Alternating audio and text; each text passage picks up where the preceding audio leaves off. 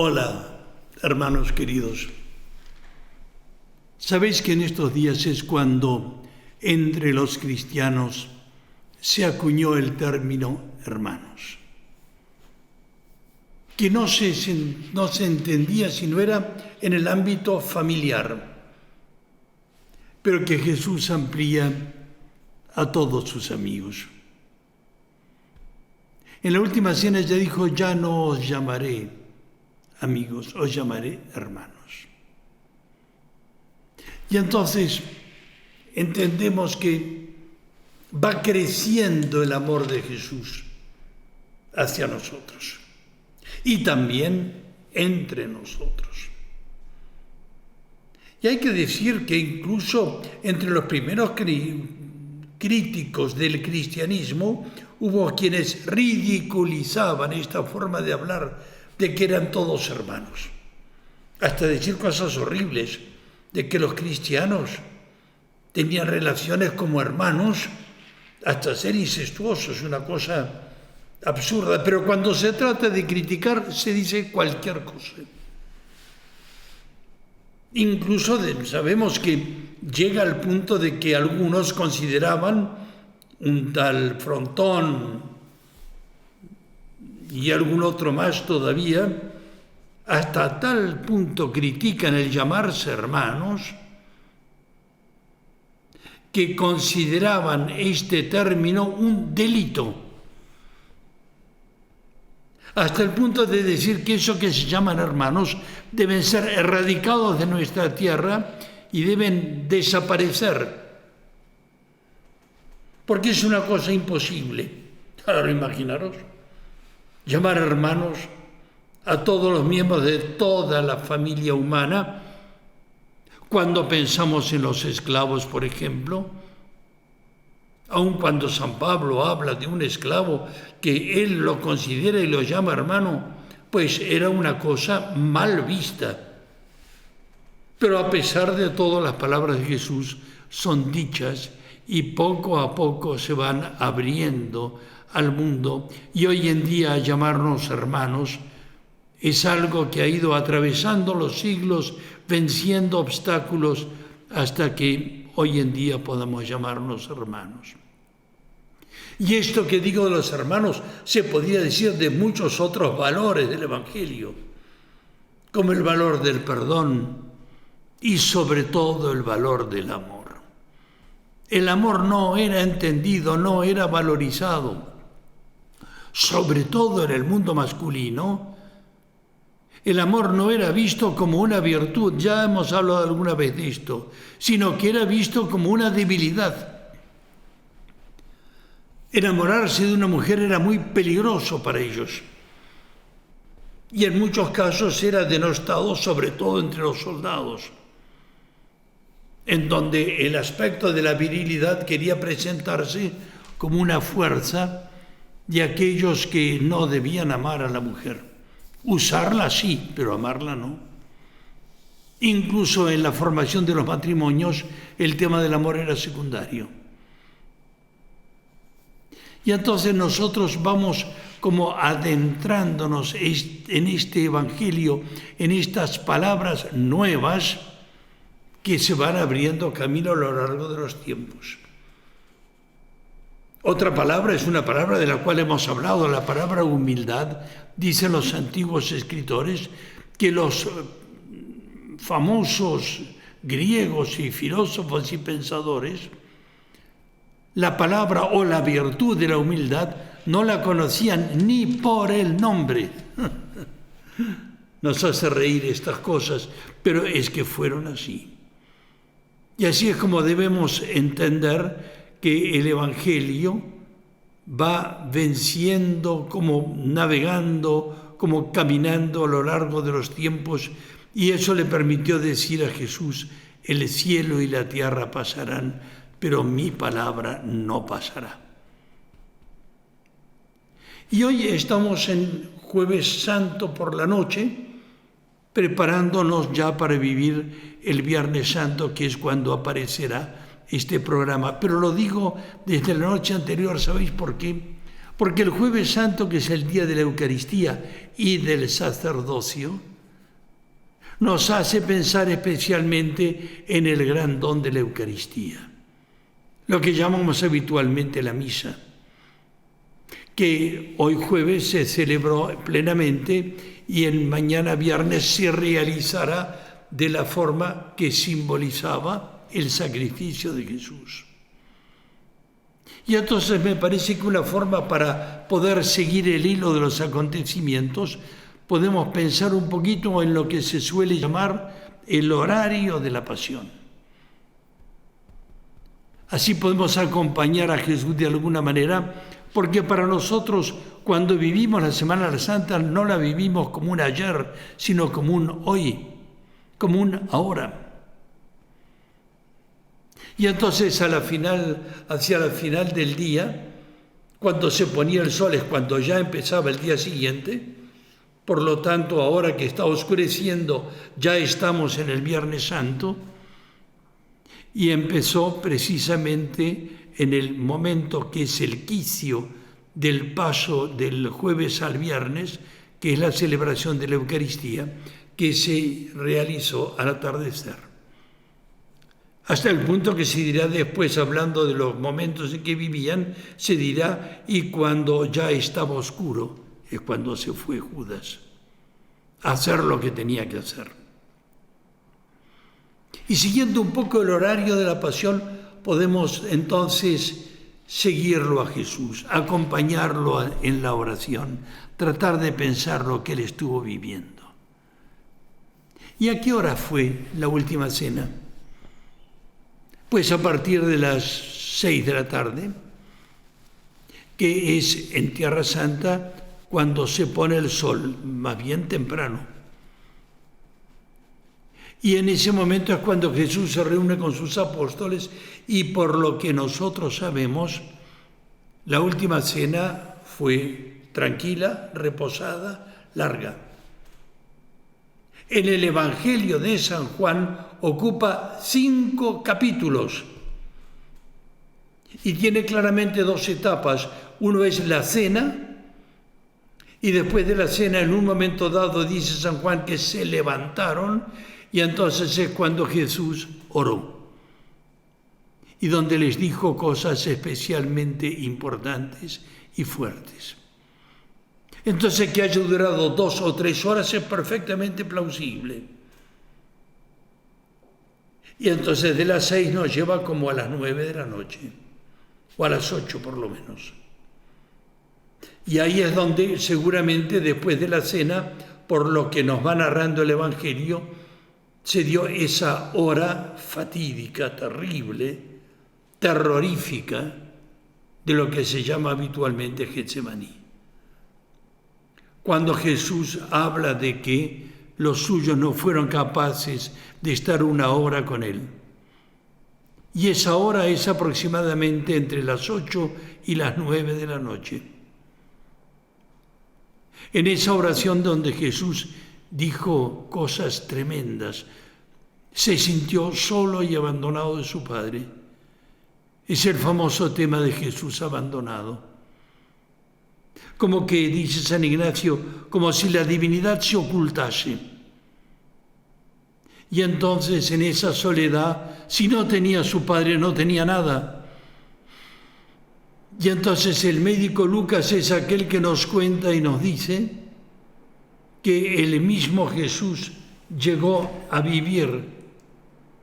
Perdón, interrumpo un momento, un ruido molesto que he querido apagar y no he sabido. Pues en ese momento es cuando Jesús en Getsemaní dice a su Padre, si es posible, aparta de mí este cáliz. Y el médico Lucas nos cuenta que sudó sangre. Es el único que habla de ese sudor de sangre. Porque él, que era médico, no podía dejar de hablar de esto frente a la sangre que Jesús derramará al día siguiente, como en el momento horripilante de la flagelación, pues que era un sudor de unas gotas de sangre que llegaron hasta el suelo. Sin embargo, el médico Lucas, cuando lo cuenta, pone los pelos de punta a los médicos que a lo largo de la historia se pusieron a tratar de entender ese sudor de sangre. Y en los anales de la medicina se han estudiado esos momentos posibles y sin embargo no se encuentra en los anales de la medicina algo ni siquiera, bueno, semejante sí, pero realmente así no. En algunos partos difíciles, algunas madres y sobre todo en algunas sentencias de muerte, ante el horror y el miedo de la muerte, se sabe de personas que llegaron a sudar, como que su piel se puso un color cetrino, dicen, violáceo, que si se mirase con telescopio, con microscopio, se vería que en ese sudor sebáceo habría también algo de sangre. Pero lo que cuenta el médico Lucas, de que se hicieron gotas gruesas que llegaron hasta el suelo, dice el doctor Barbé, que es uno de los estudiosos de la Sábana Santa, dice que en los anales de la medicina nunca ha encontrado nada igual. Lo que puedo decir, dice el doctor, que ese hombre tenía que ser ingresado de urgencia, con pocas posibilidades de sobrevivir. Hasta tal punto eso fue terrible, terrorífico. Y así es como nosotros nos vamos situando mejor ante lo que significaba ya el principio de la pasión de Cristo, que en Getsemaní, en esa hora fatídica, Jesús sufre toda la pasión, sobre todo desde el punto de vista más interior suyo. A nosotros que nos gusta hablar del corazón de Jesús, de su sagrado corazón, entendemos que ahí vivió la pasión con todo su alcance, sobre todo cuando dirá San Pablo que el que no conoció pecado se hizo pecado por nosotros, para que nosotros fuésemos justos delante de Dios. Palabra que si nosotros pudiésemos medir el alcance, nos quedaríamos estupefactos. Porque Él cargó con los pecados de la humanidad. La palabra pecado hoy en día no tiene parangón, no dice nada a la gente. Yo a veces hablo, quitemos la palabra pecado y pongamos la palabra corrupción. La corrupción que envilece al hombre y que hace que la humanidad no parezca poder salir adelante, porque parece que es un mal que no hay quien lo corrija. Sin embargo, Jesús va venciendo. Todavía no lo ha logrado, no, porque la historia va paso a paso. La historia va creciendo en espiral, con avances y retrocesos, pero algo formidable está pasando, aunque no nos demos cuenta y aunque pasemos por etapas como las de estos días de una prueba muy fuerte que está soportando el mundo entero. Y así es como desde las 8 a las 9 de la noche aproximadamente es cuando se dará esa oración de Getsemaní. Y a las 9 de la noche es cuando se suele situar el momento del prendimiento de Jesús. Y aquí hay un detalle que muchas veces no se habla de él por la importancia que tiene y que sin embargo es necesario que nosotros tratemos de llegar a entender. Y es que cuando Jesús se encontró con los que venían a llevarlo preso y le preguntaron: ¿a quién buscáis? Le dijeron: a Jesús de Nazaret. No lo conocían. Y él dijo la palabra, permitidme decir la palabra mágica, de mágica nada, Yo soy, el nombre de Dios. Y entonces cayeron derribados en el suelo. Su palabra los echó al suelo. Y entonces les volvió a preguntar, y entonces no entendemos cómo no reaccionaron y no se dieron cuenta del alcance de lo que estaba diciendo Jesús. Y entonces todavía él dijo: bueno, si me venís a buscar a mí, dejad que estos se vayan. Y es el momento aquel también tremendo del beso de Judas. Y eso es lo que pasó a las 9 de la noche. Y después de eso, hacia las 10, cuando lo llevaron ya preso para presentarlo ante los sumos sacerdotes, Anás y Caifás, y empieza el juicio, y fuera del lugar donde estaba, que andaban merodeando Pedro, como diciendo, ¿qué van a hacer con el Señor?, es cuando vienen las negaciones de Pedro, que se asusta ante la crítica de una mujer, que hace un comentario que no hubiera tenido otra consecuencia si él hubiese dicho, sí, yo soy uno de esos que andaba con Jesús. Como estaban ahí entre la gentuza, digamos, no hubiera tenido ninguna consecuencia, no hubiera sido un juicio, pero se asustó Pedro y lo negó al Señor. Y cantó el gallo y Pedro lloró. Y siguiendo así ya pasamos una noche entera con los juicios de Jesús. Y así es cuando ya tenemos que ir como corriendo un poco para acercarnos a lo que Jesús vive. Pasó toda la noche en un pozo. Hoy en día todavía se visita el lugar donde metían a los presos. Es una cueva, un pozo abovedado con un agujero arriba por donde descargaban a los presos que no podían escapar. No había puertas. Tenía que arañar las paredes y en un momento dado quedar colgados del techo para salir, imposible. Y allí se ve que Jesús estuvo y pasó toda la noche en aquel lugar. Y por la mañana siguiente finalmente lo sacaron para llevarlo a los tribunales, porque ellos lo que querían era matarlo de la peor forma posible, que era la crucifixión. Hubieran podido matarlo apedreando, pero eso era poco para lo que ellos querían hacer. Les parecía demasiado grave lo que Jesús había dicho y hecho. Y entonces se calcula que hacia las 7 de la mañana es cuando se lo lleva a Pilatos. Y viene el primer juicio de Pilato, que como para lavarse las manos por primera vez, aunque no lo dice abiertamente, lo manda como para, digamos así, sacarse ese peso de encima, lo manda a Herodes. Y ante Herodes Jesús juega un papel peligroso para él. Claro, es que Herodes dice que el texto que se alegró cuando sabía que le mandaban al gran traumaturgo del que todo el mundo hablaba, y entonces había una cosa que a Herodes le había llamado la atención.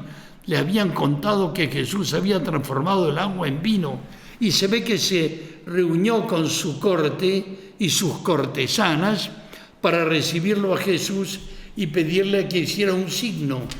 A ver un poco, ¿por qué no conviertes? Toma, aquí tienes agua. Me gustaría probar ese vino bueno que haces tú. Y Jesús ni lo miró. Y cuando no le hizo caso, finalmente dijo, este es un loco. Y lo vistió de loco y lo mandó de vuelta a Pilato. Y es cuando vendrá todo el juicio por parte de Pilato, donde hay una serie de cosas más que se van a producir. Hasta el punto que en un momento dado, sin darse cuenta, Pilato condena a Jesús sin ningún juicio, cuando como para evitar toda duda y sacarse este peso de encima, porque sabía perfectamente Pilato que era por pura envidia que lo condenaban, dice, bueno, ¿quién queréis que os suelte? ¿A Barrabás o a Jesús? Barrabás era un ser peligroso.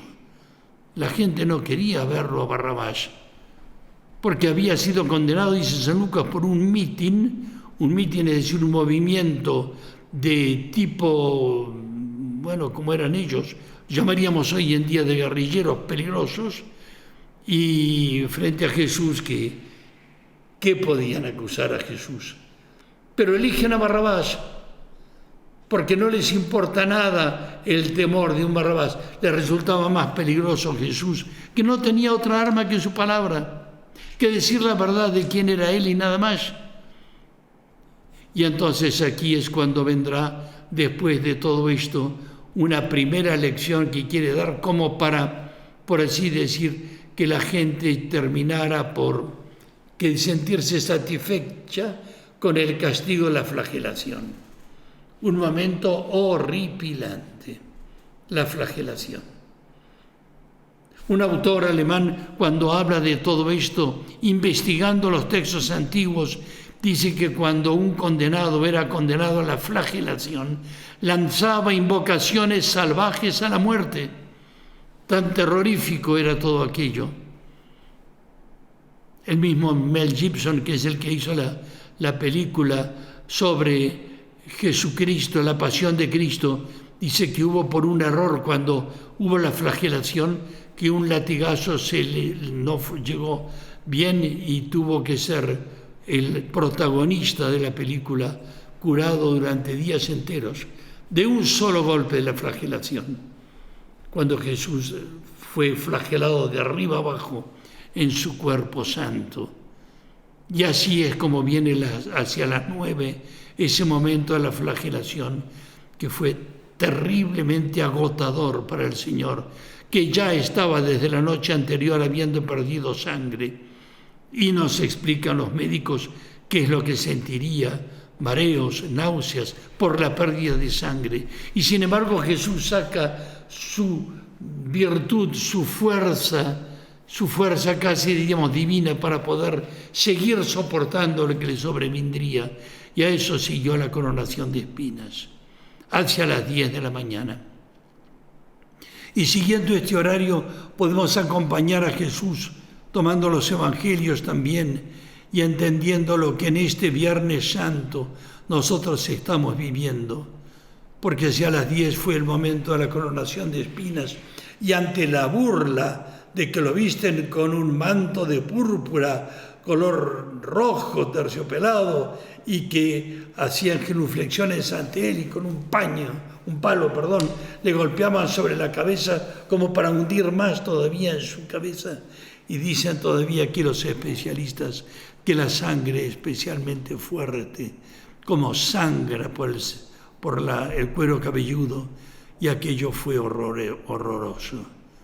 Y así siguió, y así llega a las horas de las 11 de la mañana, que es cuando Jesús es crucificado, para ser subido e izado, como lo había dicho Moisés, como Moisés había elevado a una serpiente para curar a todos los que eran mordidos o picados por la serpiente para ser salvadas, como en un simbolismo muy profundamente vinculado con Jesús, y que el mismo Jesús utilizará hablando con Nicodemo.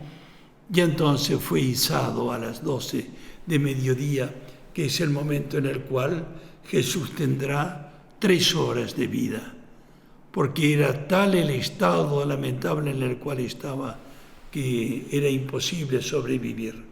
Se habla, incluso se cuenta la historia de los muchísimos crucificados que hubo, que en un caso hubo crucificados por error, pero una vez que eran crucificados, aunque se dieron en cuenta que los habían crucificado por error, quisieron bajar de las cruces, los bajaron, pero igual murieron. Pero Jesús, ¿en qué estado estaba? Porque eso sí, por lo menos él le fue abreviado el suplicio, porque los crucificados quedaban vivos de 4 a 6 días en algunos casos. Y después estaba prohibido bajarlos de las cruces, en una visión horrenda, espantosa, hasta el punto de que parece que en el lugar del Calvario había calaveras de los otros desgraciados que habían sido crucificados. Y así llegará a las 3 de la tarde, la hora de la muerte del Señor, y que nosotros contemplamos con horror, con espanto, y nos damos cuenta de que aquí hay algo que supera todo lo que se pueda decir, y que lo dejo a vuestra consideración. El Padre Enrique os dirá algunas cosas más sobre la muerte de Cristo, como para que nosotros en este Viernes Santo nos demos cuenta de lo que dice San Juan, cuando dice que habiendo amado a los suyos que estaban en el mundo, son las palabras del principio de la última cena, los amó hasta el extremo. Y ese amor hasta el extremo o hasta el fin es de lo que se trata cuando contemplamos en este Viernes Santo el tema central, que es la muerte de Jesucristo para salvar el mundo. Y lo sigue salvando, porque esta realidad de la cruz es una realidad histórica que va surcando los siglos y salvando a la humanidad, más allí de todo lo que puedan decir los enemigos, los contrincantes, los que no aceptan el amor. Quedemos entonces como marcado por la flecha, por la lanzada del corazón que debe llegar también a nuestro interior para llegar a amar un poco como Jesús amó y sobre todo amarnos nosotros como Él nos amó. Amén.